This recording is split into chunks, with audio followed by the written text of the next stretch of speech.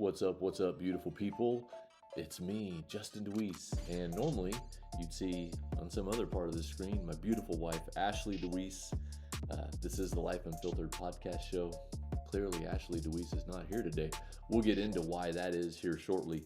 But yeah, it's a solo episode. You know, we're switching it up on y'all. Last week we had the kids hosting it. If you didn't watch that one, you should definitely go back and check it out. Surprisingly large amount of pearls of wisdom out of those two. I'm not sure how that happened, but it turned out really great. It's gotten some great feedback. So if you haven't watched it, go back and check that out.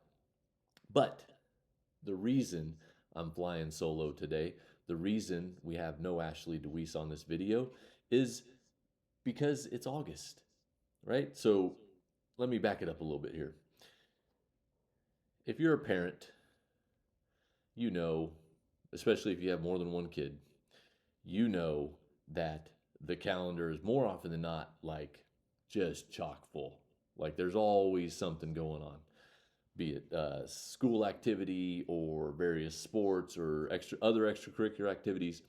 The calendar is always jam-packed. Well, we found ourselves in a place in July where our calendar was blessedly open. Obviously, there were some things here and there, but for the most part, like we had a lot of days where there wasn't a lot on the calendar, and it was great. We truly enjoyed that time. But like I said a little bit ago, now it's August, and school's getting ready to start back up. Dax's soccer is getting ready to start back up. Ayla's dance is getting ready to start back up. All the things. And so now we find ourselves in this place where the calendar is absolutely loaded. Every single day, there are multiple things. There's people going this way, that way, the other way, just constantly. And if, like I said, if you're a parent, you can completely relate to this. So that's why I'm flying solo today, because we find ourselves in this time where there is a lot going on. And so I'm here. Ashley's out taking care of some business that she needs to get taken care of. I'm going to be gone the next 3 days of this week for work. So, you know, like I said, it's just crazy. But that led me into what I wanted to talk with you guys about today, right? Because it would be great if life was the kind of thing where, you know, you had a lot of time freedom and really got to just do things the way you wanted to at your pace, yada, yada, yada. Unfortunately, that's not reality. And honestly, as I sat here thinking about the things that I was saying, which is always kind of trippy if you ever do that, I really wouldn't want that life anyway, because human beings are creatures made for activity. And when we don't have a lot of activity, we actually can get into some of the self-destructive habits, but that's for a whole nother podcast. But back to my point that I was making before my thoughts interrupted, our calendars are going to be busy. We got jobs, we got familial obligations, we have community obligations, church obligations, obligations on obligations on obligations on obligations. Like on and on it goes. There's always going to be demands on your time. And so the key is to be able to prioritize the things that you want to be doing or that are more important than others, right? Like I think that one goes without saying.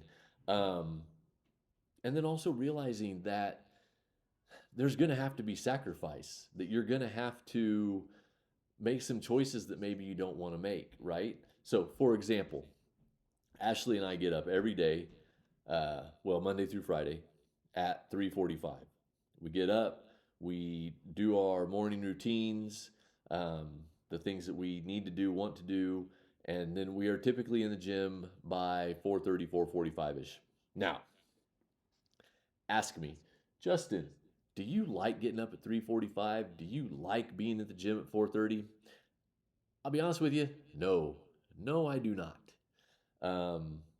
3:45 is a god-awful hour, and I would never choose to wake up at that time because it's just, But we do that because that allows us to prioritize taking care of ourselves and starting our day off on a solid foot, which helps us to be more productive, happier, uh, better relating people as the day goes on. Now, I will say I do like being in the gym at 4:30, not because I like being there that early, but it's really not busy at 4:30, believe it or not. So you don't really have to fight for machines. So that's a plus.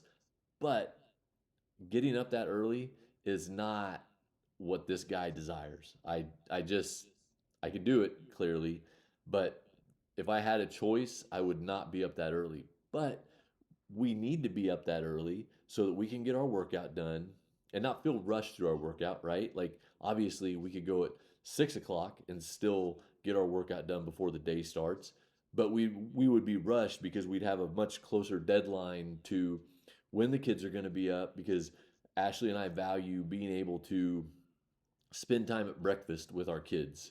Um, Obviously, there's more flexibility in the summer, but as we get closer and closer and into the school year, um, it becomes a real hard deadline of when we need to be home from the gym in order to enjoy that breakfast time with them. So we wake up at 3:45 and we go at 4:30, and we're typically home 6ish, somewhere in that neighborhood, so we can have our breakfast, get coffee made, all that fun stuff before the kids get up, and then we can have that time with them. And again, um, it's not the desired time, right? But it's vitally important to both her and I that we work out every day, that we do the things, because not only do we work out, but in that quiet time in the morning, we read, we get into the Bible, we kind of connect with each other and make sure we know what's going on, what's coming down the pipe. Um, and that just allows us to start our day right, which then helps manage the rest of the obligations and things that are going to get thrown at us throughout the day. Because when we first started, we were um, the kind of people that, well, me more so than her, that would try to work out at the end of the day. And I think you and I both know, and maybe it's not working out to you, but it's something else. The things that we try to put off and save till the end of the day, man, life gets in the way. You know, the car breaks down on the way home from work, or work runs long, or you find out last minute something that your kids knew they needed to do for 2 weeks is due tomorrow. And so plans get thrown out of the window, right? And that happens across the wide spectrum of your activities and obligations. Life happens and it gets in the way. And so it becomes vitally important as you navigate through life to figure out what your priorities are, what is your hierarchy of importance of all the things that you are obligated for, that you're trying to do, that you're striving for, um, and then really stick to that as much as possible. And as Stephen Covey put it in the 7 Habits of Highly Effective People, put first things first, right? Again, Ashley and I know that taking care of ourselves takes care of a lot of the other noise that comes up through daily, weekly, monthly life.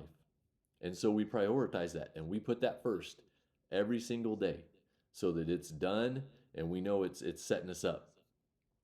So my encouragement, my counsel to you would be to don't let yourself get overwhelmed by the busyness of the season that we're all about to enter, right? And again, I'm speaking mostly to parents here, but even if you're not a parent, you know, once school gets back up, there's high school football games that people go to, college football games. There's just more stuff going on.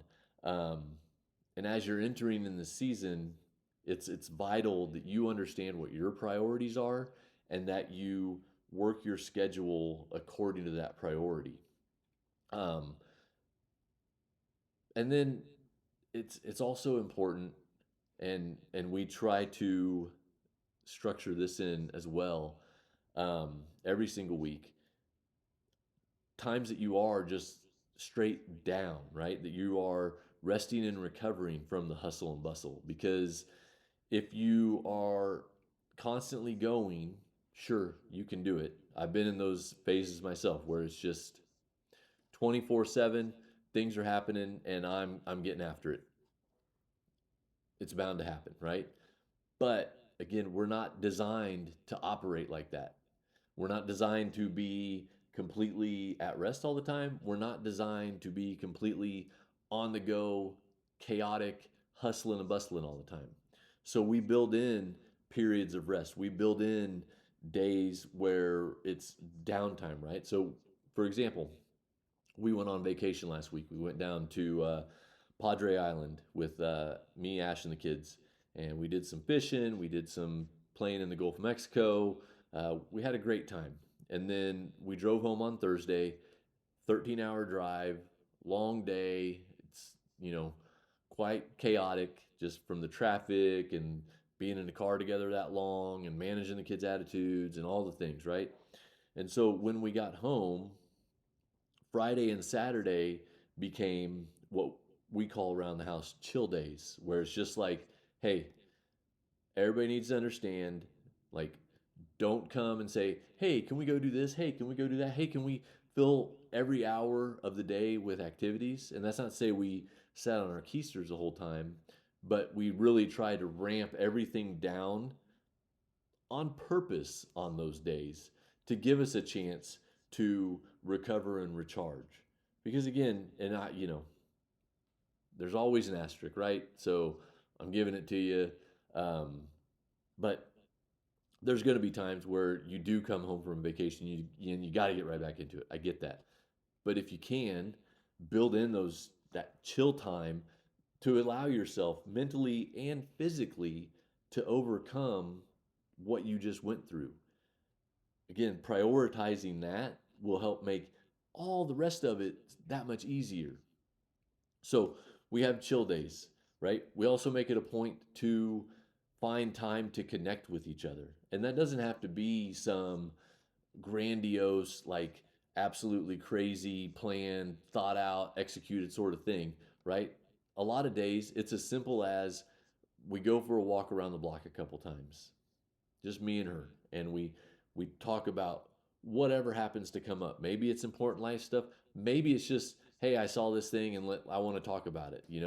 But being able to find that connection with your partner will also help offset some of the chaos and hustle and bustle from the rest of your calendar. So, like I said, what I wanted to talk about today, extremely relevant since I'm the only one here because Ashley is out taking care of business. Um, life is busy, life is crazy, life is hectic, and I don't know about you, but my experience has been that it's gotten more crazy and more chaotic and more hectic over the last couple of years, and I think it's going to continue on that trend. So you have to really do a couple things, right? Number one, prioritize the things that are most important, most valuable to you. For us, it's our health and taking care of ourselves, and then time with family. And so those are the two things that are at the front of every single day for us. Number two, see, I too many numbers going on. I confuse myself.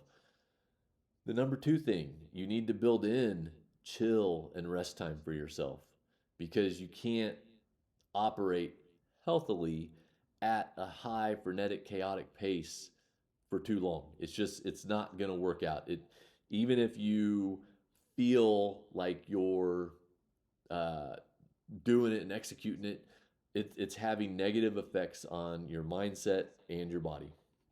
And then the third one is find time, even if it's just 5, 10, 15 minutes a day, to connect with your partner, with your spouse, with your husband, with your wife, um, so that you don't lose each other in the chaos and the hectic, because that's really easy to do, right? Especially if you have kids that are doing different activities or different ages, right? Because you'll often find the schedule plays out that, oh, you need to be here on Wednesday and I need to be over there on Wednesday. Well, if you don't make a point to take the time to connect, you're going to keep missing each other like that. And that's not going to be good in the long run for your relationship. So find that time even if it's just 5-10 minutes a day, to connect and sort of unplug from the rest of the world and just be A and B, figuring it out, living life together.